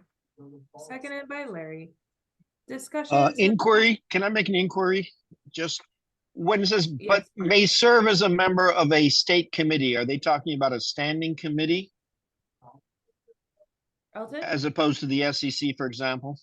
This is not my proposal, so I don't know what the I wish the proposer would step forward. I'm not the proposer, but Madam Chair, may I? Okay, go ahead. I'm not the proposer, but I did speak to them on this one, and it was for standing committees, not the State Central Committee. Okay, so maybe we should insert that language. As a member of a state standing committee? A standing committee of the SEC. Standing committee of the SEC. Elton, do you accept that as a friendly amendment? Sure, sure. Okay, thank you. All right, so we're gonna write standing. Okay, I see Carlos, you have your hand up. Yeah, I'm speaking in opposition to the amendment. Okay. I don't understand what effect that would have because the proposal says barred for a period of 4 years. And now we're adding it after which time the bar may be removed. So how does that happen? After 4 years, it's removed according to the original language. So is this putting an option to extend that even further past 4 years? I'm not understanding that, so I'm in opposition of that amendment. Thank you. Thank you, Carlos. You'd have to say at least. For a period of at least 4 years, Larry, is that what you're offering? Well, I'm just suggesting that you know, we're going loose here. Yeah, So, but if I may, then it gets into a big process now of, okay, who can remove that bar? And we have to have a whole Okay. process for that. All right, so I know we're all trying to coordinate with each other, and that's great. I want to do a time check. It's 8:20. So this is looking like this is our last proposal. We have an amendment for a discussion. If Carlos, there's some concerns to this amendment and you'd like to offer a friendly amendment to this, or Larry, you had a suggestion, please go ahead at this time. I see Micah has your hand up. Do you have an amendment to offer? Yeah, just a friendly amendment to change it. The bar will be removed, and so that 4 years it is at 4 years. Yes, will be removed. yeah, I think that's the sense of it. Yeah. Okay, is that accepted as a friendly? Okay. Okay. Wonderful. Okay, so instead of may be removed, Jim, it's will be removed. That's pretty clear. Great. Any other discussion to the amendment before you? Okay. Seeing none, please put your hands down, members, as a friendly reminder. If you oppose the amendment as shown, please raise your Zoom hand. Elton. You might want to put your hand down, Elton. Yep.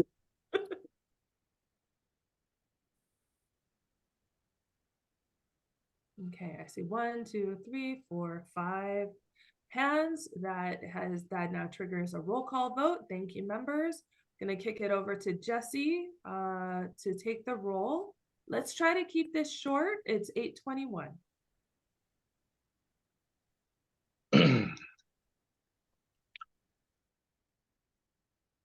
Thank you, members. You can put your hands down.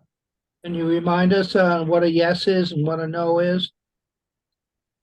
Okay.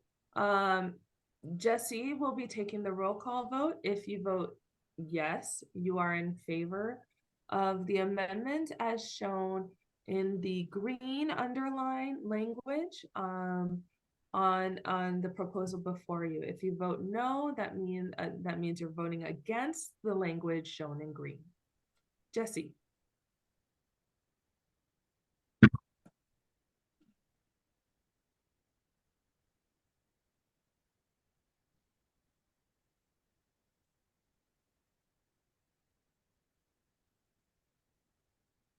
Boy, this is getting dramatic. Okay, maybe he stepped away. Michael, could you take the roll call vote, please? Sure can. Hold 1 second. I'm Okay. sorry, I was on mute calling names and nobody was responding. I'm sorry. I was like up to Mike McCartney. I'm sorry. Eileen Wada. Eileen Wada. Yes, Richard yes. Oshiro. Yes, for Eileen. Okay. Richard Oshiro. Larry Meacham. Yes. Mike McCartney's not here. Alan Burdick. No. Tony Sanchez. Yes.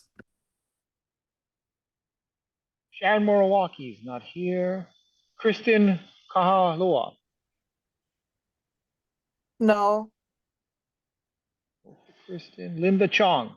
Not here. Chris Todd. Yes. Kevin Wong. No.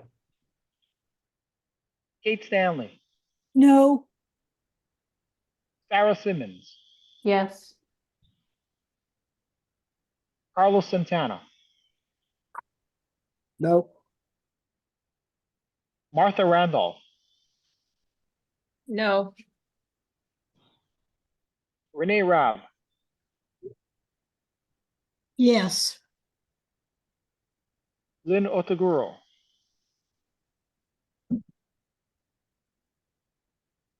No, sorry.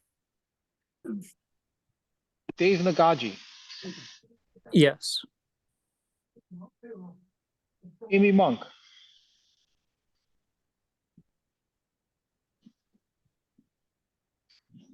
Amy? Micah Kosasa, No. Darius Kila, No. Tony Hashimoto, Troy Hashimoto, I'm sorry. No. Mike Galoyu Sr., Yes. Lindsay Garcia, No. Elton Fukumoto, Yes. Donna Domingo, No. Bart Dame, Abstain. John Chinnen,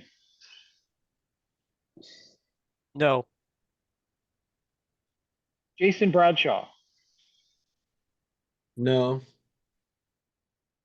Greg Takayama,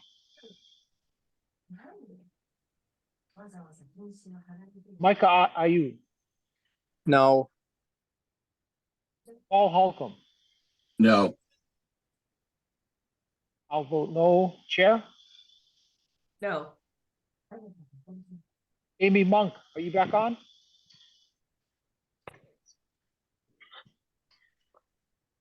Okay, we have 9 yeses, 18 noes, 1 abstention. The motion fails. Okay, Jimmy, let's go back to the original language.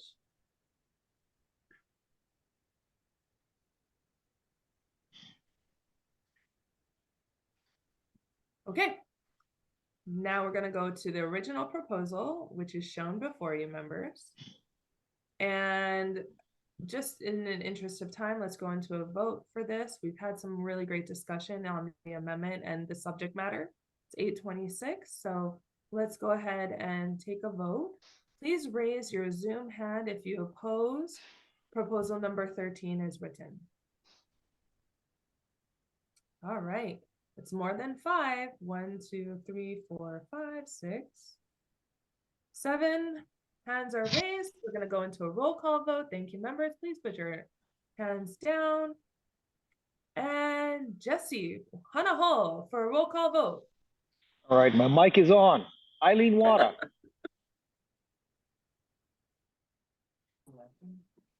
Eileen? Richard Oshiro is not here. Larry Meacham? Yes, yes. Alan Burdick? Yes. Tony Sanchez? Yes.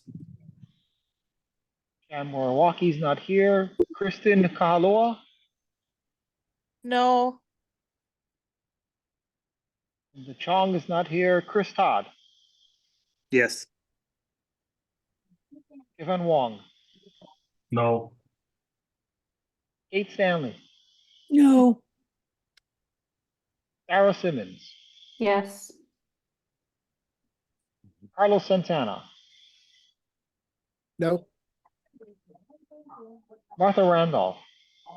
I am in support of this rule. Yes. Renee Rabb? Yes. Lynn Otaguro? No. Dave Nagai? Oh, sorry, Dave Nagaji? No. Amy Monk? Micah Kosasa? No. Darius Kila? No. Troy Hashimoto? No. Mike Galoyu Sr.? Yes. Lindsay Garcia? No. Elton Fukumoto? No. Donna Domingo? Yes. Bart Dame? No. John Chinnen? Yes. Jason Bradshaw? Yes. Greg Takayama? Not here. Micah Ayu? No. Paul Holcomb? No. I'll vote no. Chair? No. Chair votes no. Is there anybody I missed? We have 11 yeses, 16 noes, 0 abstentions. Motion fails. Members, thank you so much. It's 8:30. This concludes. Can I make a motion, Chair, to extend this meeting another 15 minutes and try to get through 14 and 15 because we will never complete our mission in one night, and I don't want to stay up till midnight next week. So can I make a motion to extend this Actually, 15 more I'd minutes? appreciate it, Martha, if you didn't. Okay. I'd like to actually open this up for conversation. Okay. Could please stop the screen share so I can see the members. I did want to discuss this. I'm so sorry that we're going a little beyond 8:30. I'm really trying to respect everyone's time here. Acknowledging that our next committee meeting will be next Monday, the 29th, and understanding everyone's very busy schedules. We still have a significant amount of proposals before us. Proposals 14 through 32, as well as we will have to consider in our next meeting any late submissions that is sent to our committee. We have received some as of after 6 p.m. tonight, and so we will have to vote on accepting those late submissions as well. So it's about over 15 to 20 proposals. Given that, I wanted to see people's availability. This is just an informal vote, really. So, and not to really belabor or go into too much discussion, but I would like to offer a 4th meeting time on Monday, May 6th at 6:30 to 8:30. That is the absolute last day we can meet as a committee. So if you oppose that, please raise your hand. Jesse, put your hand down. Okay, if you really oppose having a 4th meeting, raise your hand. I'm trying to just poll the members. Okay, this is an impromptu poll. Given that, what are the members' availability for Saturday, April 27th? If you oppose a meeting for Saturday, April 27th. Afternoon. What time? Probably mid-morning, I'm looking at. So 10 to 12. Yeah, I kind of thought you wouldn't want Saturday, folks. 9, so we get more time under our belt. Yeah, people really hating Saturday. Okay. All right. How about Saturday, May 4th? So we'll all be together celebrating May the 4th be with you. Raise your hand if you oppose that idea. Oppose? Oppose. I'm just polling members. Yeah. Okay. Well, we really hate May the 4th. Okay. All right. So how's May 6th sounding now on Monday night, May 6th, 6:30 to 8:30? If you still oppose that, please raise your hands because we're running out of time, folks. Oh, May 6th doesn't sound so bad. We'll do it. Okay. All right. And also one last question. I know that we're really, and I just appreciate everyone's respect and, friendly decorum in this meeting. Given that, and I'm again mindful of everyone's time, what do you think if we extend these meetings not from 8:30 but to 9 p.m.? So Monday nights 6:30 to 9 p.m. Raise your hand if that's terrible. You hate it. Not so bad. Okay, so folks are open at p.m. Can I make one suggestion that people have made in chat, which could help a little bit, is to do the voting with Zoom rather than call a roll call. It'll save about 5 minutes each. Yeah. Unfortunately, we were reminded of the convention standing rules, which actually point out that if there are 5 people who oppose, then we have to automatically have a go roll call. vote. Okay. Yeah. Okay. Yeah. So that's what's taking longer. Is there any Yeah. way to Doesn't a appeal Zoom that? poll, doesn't a Zoom poll count as a roll call because you're recording the person's vote? I can check with the convention committee on those types of logistics. We don't have to belabor that, but okay, sorry. Sorry, Larry, you kind of caught me off guard. The 9 p.m., raise your hand if folks really don't want the meeting extended to 9. Okay. Thank you, folks. So we're gonna go ahead with a May 6th meeting. And I'm gonna have a conversation with the convention co-chairs as well as the party headquarters folks to see the logistics, and I will be in touch. I know everyone's very busy this week, so I will be in touch with an email to hopefully streamline this some more. I want to thank everyone for your time and just appreciate you all. Thank you. With that, our meeting is, and we will be meeting, yes, Carlos, we are still meeting on Monday, May 29th, 6:30 p.m. April. I chair my other co-chairs. April. Oh, I see Rena wants to say something. No, yeah. Hi, Danielle. Hi. Thank you so much for all you've done and amazing job. And yes, we'll take everything into consideration. I appreciate you. And I appreciate the committee's work.